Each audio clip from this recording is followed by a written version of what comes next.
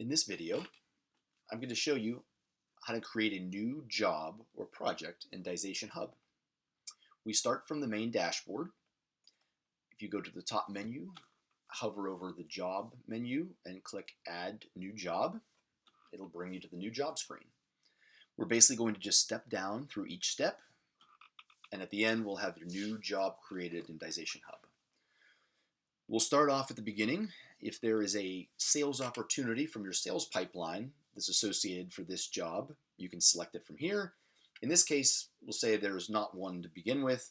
It's a new job that you just simply came in from the customer. So you can skip this step if you don't have an opportunity already. Now we go through each step to add the details. The first one is we select what customer it's from. We'll pick one. If there's not a customer that's already in the list, it's not a previous customer you had, you can simply start typing in that name and the system will actually allow you to just create a new customer right here. In this example, we're just going to select an existing customer in Dization. Next is some information about that job. The first thing we do is pick, is it associated with one of your template services that we already created? In this example, we'll say it's a parking generation evaluation. So as soon as we click this, you'll see it updates the name description from your template. You can edit it. If you want to add a specific job number, you can. You can add any other details in the description you want to for the name and description for this job. Leave it as service because that's the type that we selected from the template. We then go down to the job tasks. So what the system's done is it's automatically created these 5 tasks for this job.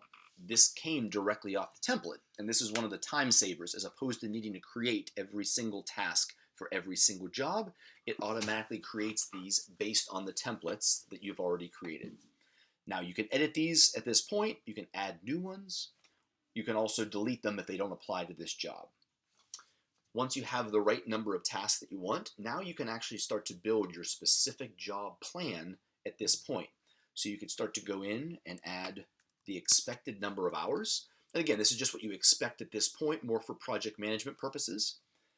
You can pick due dates for these tasks, and you can assign them to specific employees.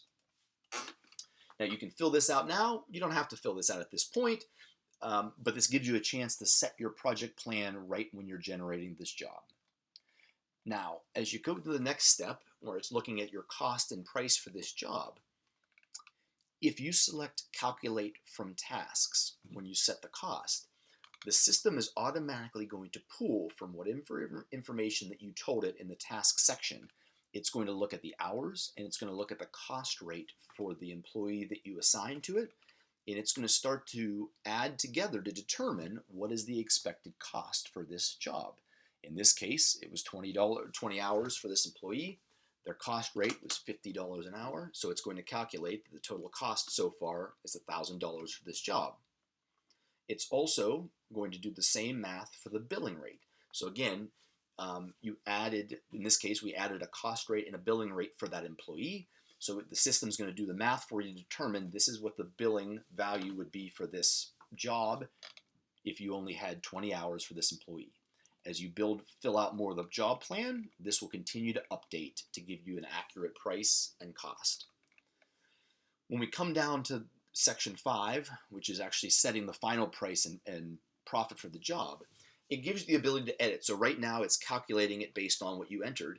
If you want to update that, edit it, maybe there's a different value on the job that you had planned on, you simply uncheck this and you can change this number to whatever you want to.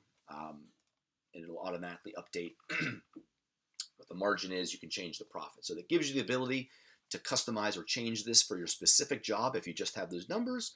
But again, the system can help you to tell you what it's expected based on the actual level of effort that you put in from the tasks.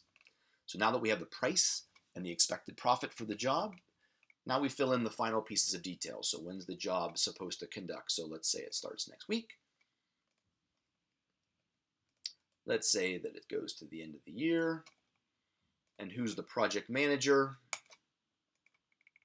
And the last piece is the status. So it allows you to select the status. Since it doesn't start in our example till next week, we'll say it's scheduled, not in progress yet.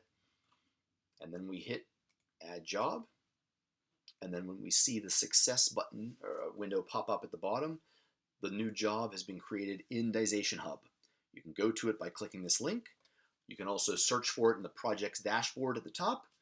At this point, the tasks you created are automatically assigned to those employees, and the team can start charging hours to the job, and you can start executing work for the job.